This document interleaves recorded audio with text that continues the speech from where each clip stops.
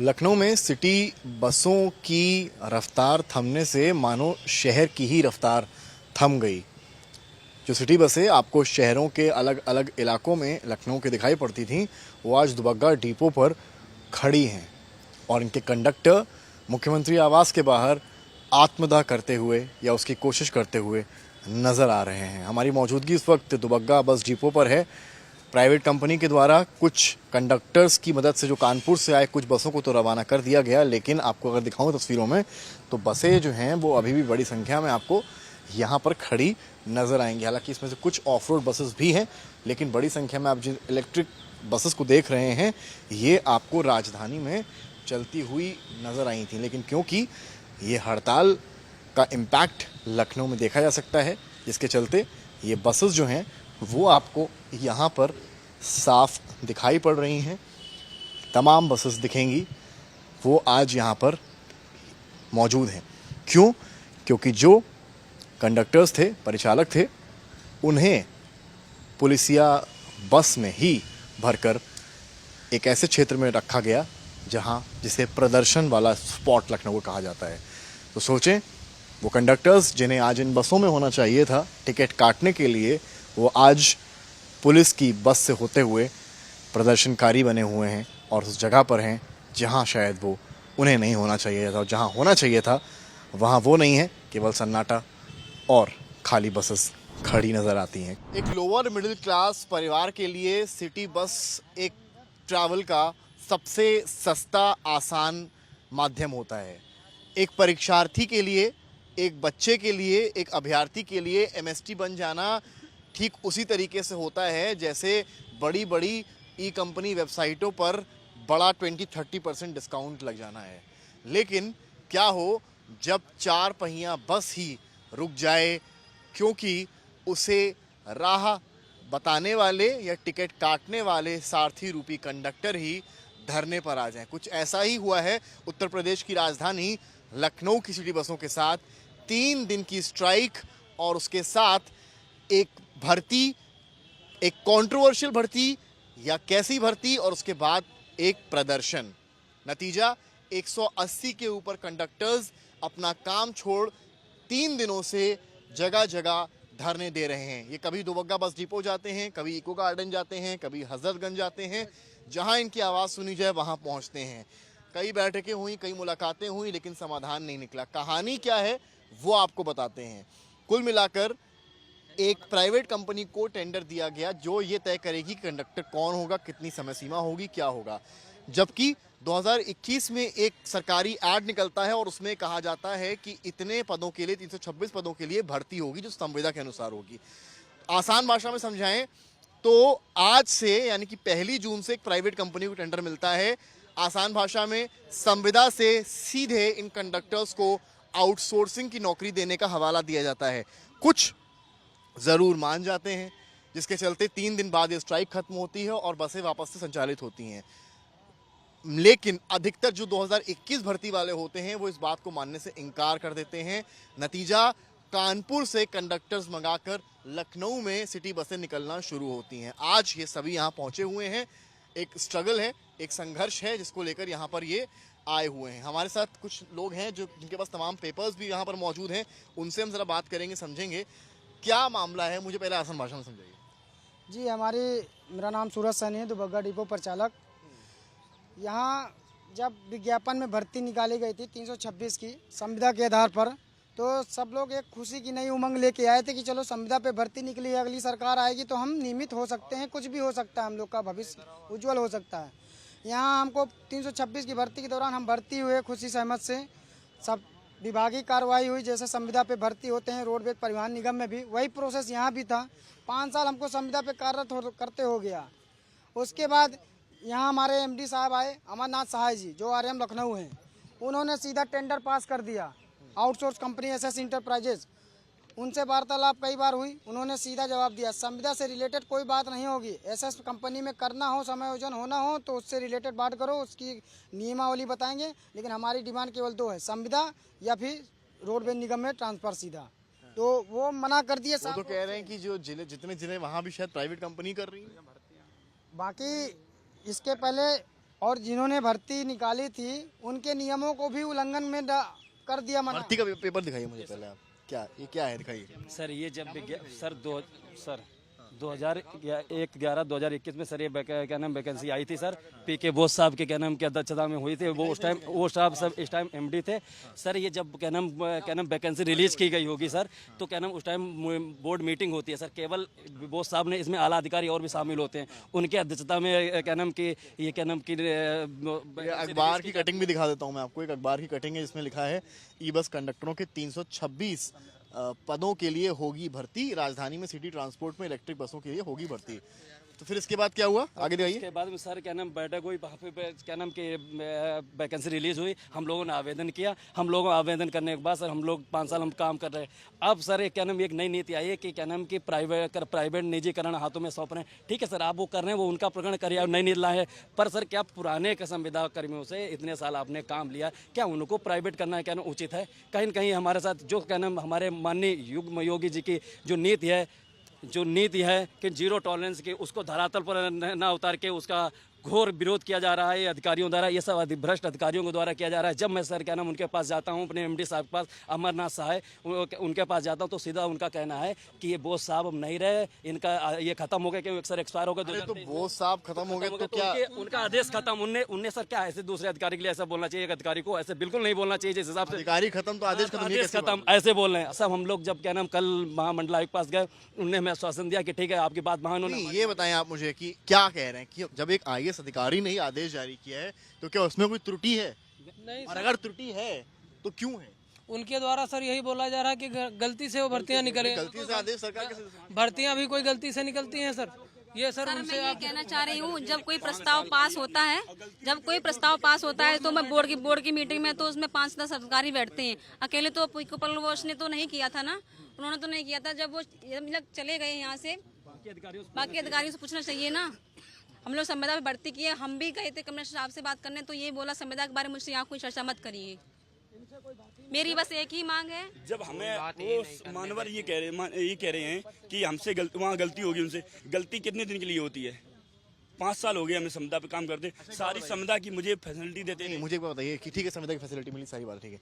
अभी आपको कह रहे हैं प्राइवेट कंपनी के साथ अटैच होकर काम शुरू करिए। 1 मिनट, ऐसा ना करने के पीछे कारण क्या है? क्योंकि आज जब मैं कंपनी से हो जाऊंगा तो ये आगे चल के फिर वही काम करें। आप कंपनी से हो गए, आपने साइन करी, समयोजन हो गए, मुझे कंपनी से सर कंपनी करने के हमारे पास बहुत रीजन सर। हमारे इसमें उत्तम उत्कृष्ट योजना है जिसमें सर हम अगर क्या नाम जो नियमित किलोमीटर होते हैं उन्हें और दिन पूरे करते हैं तो हमें 14,000 का फिक्सेशन या 18,000 फिक्सेशन मिलता है, जो कि हमें प्राइवेट में नहीं मिलेगा। ठीक है सर। दूसरी बात सर, हम लोगों को इसमें DDR की व्यवस्था है, उसमें कोई DDR उसमें 30 दिन में सर आप जानते हैं सिटी बस में कितनी दूरी है, मुश्किल से यहाँ 180 गाड़ी चल पाती है। जबकि उनका नियम ये है कि 4,000 किलोमीटर करोगे 3 रुपए के हिसाब से, तो क्या नाम तब 4 या 12,000 रुपए। तो इसमें कुछ क्या आप लोग को पैसा भी सिक्योरिटी मनी का कुछ है? हाँ सर, 30,000 रुपए देना पड़ेगा सर। क्यों सर 30,000? जब ऑलरेडी सर हम इसमें हैं तो हमें क्या नाम सर, या तो अगर व्यवस्था नहीं होती सर मुझे कंपनी से कोई मतलब नहीं है।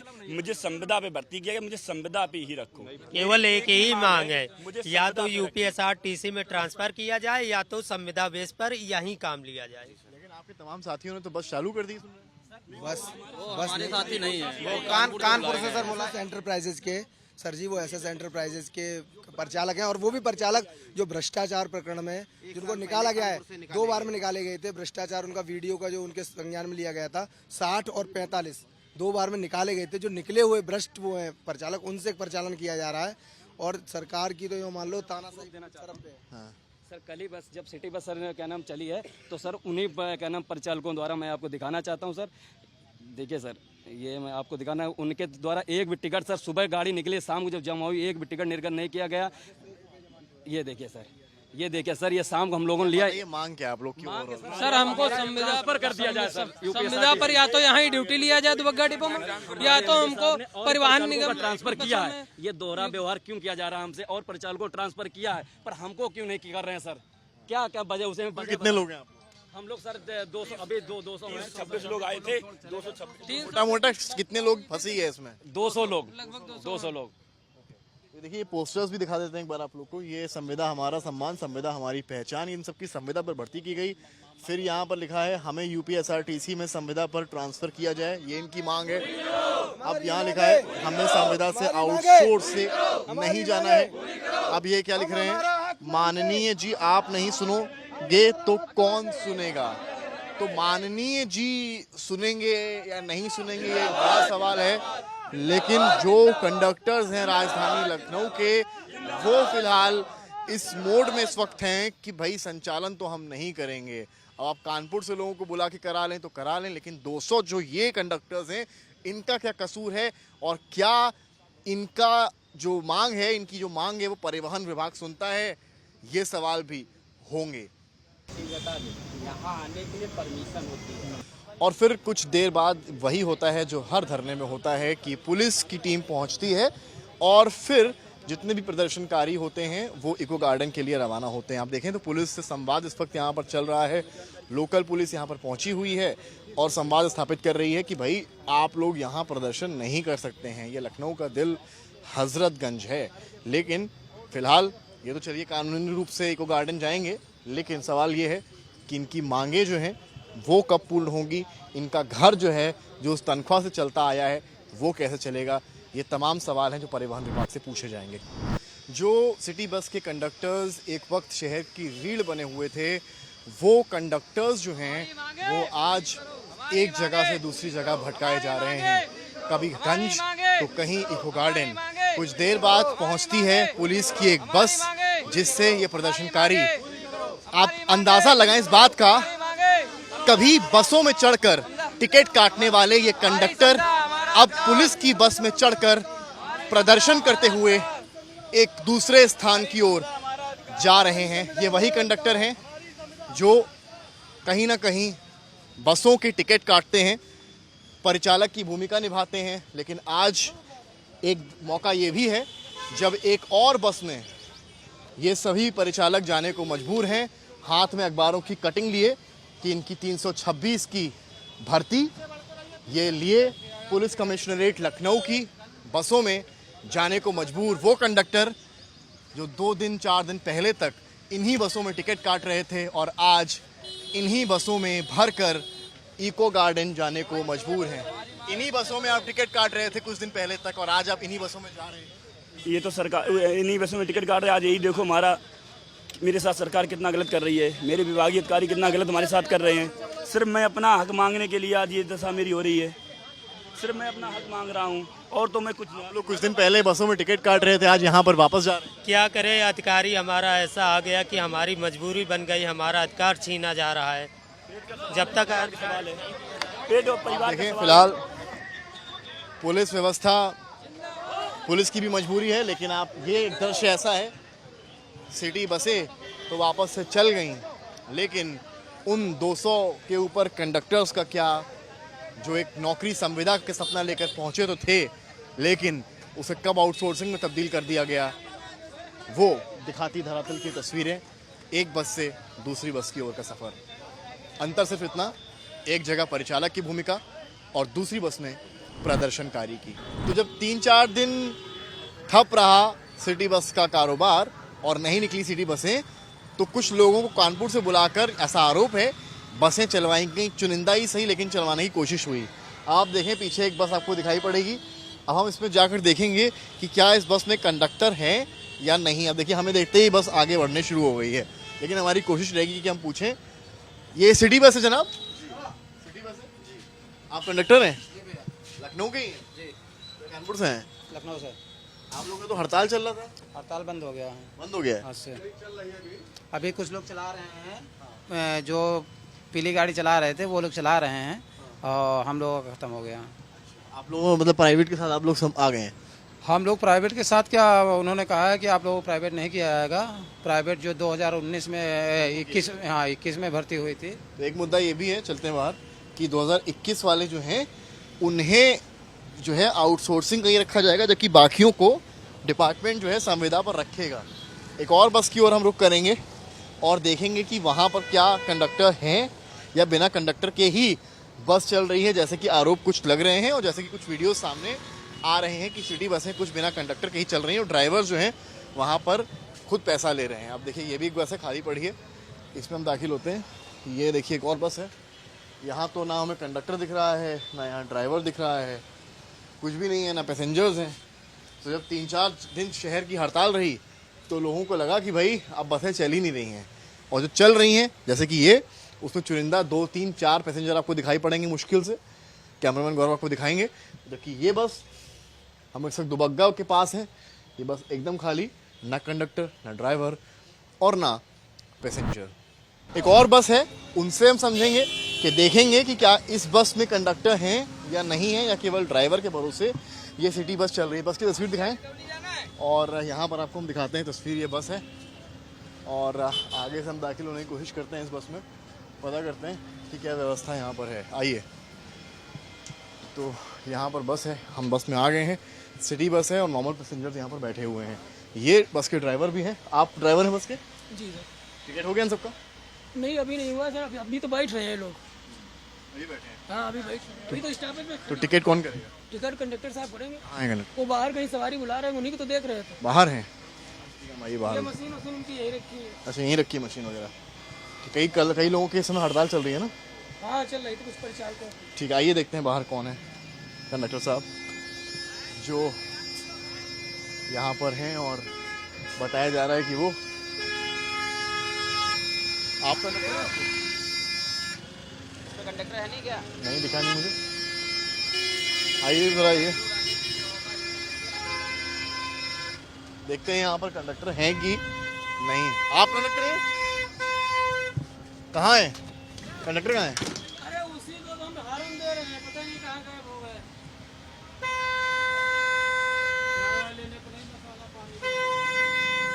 हैं भी कि नहीं है? अरे हाय भाई, होती ना तो मशीन क्या करते हैं। ये हैं कंडक्टर, आप हैं? देखिए यहाँ पर खड़े हैं, कंडक्टर दिख नहीं रहे हैं, ड्राइवर हैं। अब सही कह रहे हैं, गलत कह रहे हैं? जो वीडियो सामने आया जिसमें ड्राइवर ही टिकट ले रहे थे वो सही है। तो फिलहाल इस बस में कंडक्टर दिखाई नहीं पड़ रहे हैं। ज़रूर ये मशीन सामने दिखाइए, ये मशीन आपको दिखाई पड़ेगी जिससे टिकट लिया जाता है। वो है लिए जाते हैं, मशीन है, ड्राइवर है, पैसेंजर्स है। लेकिन सिटी बस में, एक और बस में हम दिखा रहे हैं आपको कि कंडक्टर है ही नहीं। हमारे साथ यूपी सरकार में परिवहन मंत्री दयाशंकर सिंह जी मौजूद हैं। दयाशंकर जी, कंडक्टर्स जो हैं 2-3 दिन से तमाम मांगे उठा रहे हैं। अभी तो स्टार्ट हुआ है वापस से, 3 दिन से बसेस का भी बड़ा रोल था। उनका कहना है कि संविदा में हमको लिया गया, आउटसोर्सिंग में डाल रहे हैं। क्या पक्ष है इसमें? देखिए, जो नगरीय सेवा होती है, जो नगरीय सेवा जो है हम लोग ही चलाते हैं, उसको PSRTC चलाती है। हमारे ही RM और हमारे ही मेरे डिपो चाहे हमारे ही कर्मचारी उसको संचालित करते हैं। लेकिन ये नगर विकास की उसमें आता है, नगर विकास विभाग इसको, इसके चेयरमैन जो है मैंने कमिश्नर होते हैं। और अभी पिछले दिनों परसों कमिश्नर साहब ने इन लोगों से वार्ता किया था, और वार्ता करके इस पर एक उन्होंने समाधान निकाला है। और हम लोग की कोशिश है कि इन लोगों का समाधान हो। उसमें कुछ आउटसोर्सिंग एजेंसी है, उसके माध्यम से कुछ लोग पहले से काम कर रहे हैं, तो ये चाहते हैं कि मैंने हमको जो है जो पहले जिस तरह से हम लोग थे उसी तरह से रखा जाए। लेकिन इधर आउटसोर्सिंग, क्योंकि कुछ नगरीय सेवाएं वो 15 साल आयु पूरी करने के बाद वो गाड़ियां जो है स्क्रैप हो गई, तो अब ये लोग खाली हो गए हैं। ऐसे अभी नई गाड़ियां खरीदी जा रही हैं, इलेक्ट्रिक गाड़ियां भी आ रही हैं, तो इन लोगों को कहीं ना कहीं इसको समायोजित किया जाएगा। और 200 लोग हैं जो 2021 की भर्ती के हैं, उनका प्रमुखता से दिक्कत ज़्यादा है। बाकी लोग तो चलिए हो गया है, कई लोग मान भी गए हैं इसमें। लेकिन 2021 के जो 200 लगभग लोग हैं, कंडक्टर्स हैं, जिनका ये कहना है कि हम आउटसोर्सिंग में नहीं जाना चाहते, वो हमसे 25-30 हज़ार सिक्योरिटी मनी मांग रहे हैं, हम अफोर्ड नहीं कर सकते। नहीं, बात उनका कहना है सही है। पहले वो लोग संविदा पर रहे हैं और अब वो उनको आउटसोर्सिंग पर कर रहे हैं। और ये केवल यहाँ की समस्या नहीं है, पूरे जितने महानगर थे और सभी महानगरों में जो लोग चल रहे थे, तो कई जगहों पर उनको हम लोगों ने उसको किया, क्योंकि आवश्यकता हम लोग को पास भी रहती है, तो उसका वो किया जा रहा है। इस पर भी कमिश्नर साहब ने उस दिन बात किया था, मैं देखता हूँ कि इसमें क्या किया जा सकता है। उम्मीद आपसे लोगों को बहुत है, क्या लगता है आपकी दखल से कुछ होगा? नहीं, उम्मीद है, हम लोग चाहते भी कि सबका अच्छा समायोजन हो, सबको अच्छी वेतन मिले, क्योंकि यही लोग बेहतर सेवा देते हैं और बेहतर उनकी व्यवस्था हो तो और अच्छी है। हम लोग की कोशिश है कि उनको किया जाएगा। मेरा काफ़ी सवाल आपसे सुनने में आ रहा है, चर्चाएं बहुत हो रही हैं, चुनाव जल्दी हो सकते हैं यूपी के, सबने तैयारियां शुरू कर दी हैं। बीजेपी के पॉइंट से कैसा आपके लिए बेहतर विकल्प रहेगा अगर चुनाव जल्दी हो जाता है, या फिर? देखिए, बीजेपी हर समय काम करती रहती है। बीजेपी सरकार में हो या बाहर हो, बीजेपी जनता के बीच में हर समय काम करती है। दूसरी पार्टियां केवल चुनाव के समय काम करती है। वो पार्टियां सोचे कि वो क्या है, हम लोग तो हर समय तैयार रहते हैं। हमारा एक एक कार्यकर्ता एक दिन भी खाली नहीं रहता है, चाहे वो सरकार में रहे और चाहे बाहर रहे। वो सदैव जनता के बीच में, जनता की समस्याओं के लिए और जनता को कैसे। कुछ लोग कह रहे हैं बंगाल की जीत का बीजेपी फायदा लेना चाहती है, इसलिए चुनाव जल्दी करा रही है। बंगाल क्या, कौन सी जीत बीजेपी की नहीं है। मोदी जी के नेतृत्व में जो विकास का रथ जो है हरियाणा से शुरू हुआ, महाराष्ट्र में गया, महाराष्ट्र के बाद बिहार में गया, बिहार से जो है बंगाल में गया, असम, पांडिचेरी, सब जगह तो जीते जा रहे। मैंने आज पूरे देश में जिधर भी आप देखेंगे तो केवल मोदी जी का विकास दिख रहा है और जनता उसको स्वीकार कर रही है। बहुत शुक्रिया बात करने के लिए। आप सुन रहे थे परिवहन मंत्री देवशंकर सिंह को, और साफ कह रहे हैं कि कुल मिलाकर चुनाव जल्दी हो या बाद में बीजेपी रेडी है। हमारे साथ इस वक्त अमरनाथ सहाय एमडी लखनऊ सिटी ट्रांसपोर्ट मौजूद हैं। अमर जी, किस तरीके से इस मामले को देख रहे हैं आप? जो मामला हुआ है कुल मिलाकर, जिसमें कंडक्टर्स जो हैं उनकी भर्ती को लेकर एक तरह से एक प्राइवेट कंपनी को दिया गया है, और अब वो लोग जो है 2-3 दिन तो उन्होंने खैर हड़ताल रखी है, आज कुछ बसेस चल रही हैं, उनकी तमाम मांगे हैं। विभाग किस तरीके से देख रहा है? जब हमने मैन पावर सप्लाई के लिए लिया था, यहाँ पे पूरे प्रदेश में 15 एसपीवी हैं जहाँ पे सिटी बस चलती है। लखनऊ एज ए नोडल 3 जगह देखता है, जहाँ पे बनारस, गोरखपुर और लखनऊ। बनारस जो तत्कालीन एमडी थे उस समय, उन्होंने लखनऊ, गोरखपुर और बनारस और गोरखपुर के लिए उन्होंने कंपनी के थ्रू कराया, जबकि वो तीनों जगह कराना था, और लखनऊ के लिए उन्होंने संविदा पे रख लिया, तो पूर्णतः गलत था, क्योंकि हर जगह कंपनी के थ्रू मैन पावर सप्लाई है। फिर 2021 में, तो उसके बाद से 2024 में फिर से ऑर्डर आया कि मैन पावर सप्लाई के लिए कंपनी चुनी जाए। तो हम लोगों ने इसका टेंडर किया और उसको 2026 में एक कंपनी शॉर्टलिस्ट हुई, एसएस एंटरप्राइजेस, उसको हैंडओवर हम लोगों ने किया। तो उनको एक तारीख से हैंडओवर लेना था। तो जो भी एम्प्लॉयज उस समय काम कर रहे थे उनको ऑप्शन दिया कि भाई आप उनके साथ आ जाएं, कि उनके वेजेस उन्होंने डिफाइन कर रखे थे, वर्किंग आवर्स था, अच्छा वो है प्लान है, बट उनका वेजेस भी बढ़ते हैं। ऐसे क्या है कि जो अभी काम कर रहे हैं, क्योंकि सिटी बस कम हो गई है, और जो 300-350 कर्मचारी थे कंडक्टर्स, उनमें सिर्फ जो जिनका अच्छा वो था वो थे 20% लोग, जिनको 17,000-15,000 मिलता था, बाकी को वो 5,000-6,000 कमा पाते थे। जब कंपनी टेक ओवर कर रही है तो उसमें क्या है कि एक एवरेजिंग सबको ऑन एन एवरेज 12 से 13,000 मिलने लगेगा, और जो अच्छा परफॉर्म करेगा, क्योंकि इंसेंटिव बेस है, लोड फैक्टर भी बढ़ेगा, और लोड फैक्टर के हिसाब से जैसे 70% हुआ तो कुछ और पैसा उसमें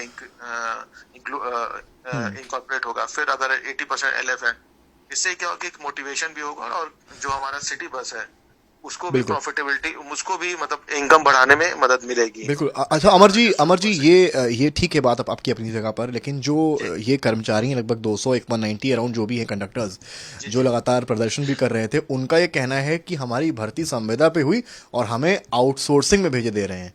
उनका सबसे बड़ा कहना, और प्लस 25,000 से 30,000 रुपए सिक्योरिटी मनी तुरंत देना वो उनके लिए पॉसिबल नहीं है। ये इस तरह की बातें उनकी तरफ से कही जा रही हैं। उनका कहना है कि भले किसी अधिकारी की गलती की वजह से ये प्रक्रिया हुई हो, लेकिन इसमें हमारा क्या कसूर है? बट हम लोगों ने तो ये कंपनी के थ्रू पहले ही से कर रखा था, बट वो जो उस तत्कालीन एमडी थी, ये उनकी गलती थी, ठीक है। अभी सिक्योरिटी की बात रही तो हम लोग 5,000 ही अभी हम लोगों ने हमने बोला है, बट जो 30,000 आप बता रहे हैं ये मेरे नॉलेज में नहीं है, उसको हम देखेंगे। बट हम लोग यही चाहते हैं कि लोग आ जाएं। पहली प्रायोरिटी है कि कंपनी की जो ऑलरेडी काम कर रहे हैं हम उन्हीं को प्रायोरिटी देंगे, वो आएंगे, उसके बाद से जो भी वैकेंसी क्रिएट होगी तब भर्ती की जाएगी। चलिए, उम्मीद है हम लोग किसी को अलग से हम लोग भर्ती नहीं करेंगे। चलिए, उम्मीद है आपकी वार्ता सफल हो। शुक्रिया अमरनाथ जी बात करने के लिए। Thank you so much. Thank you.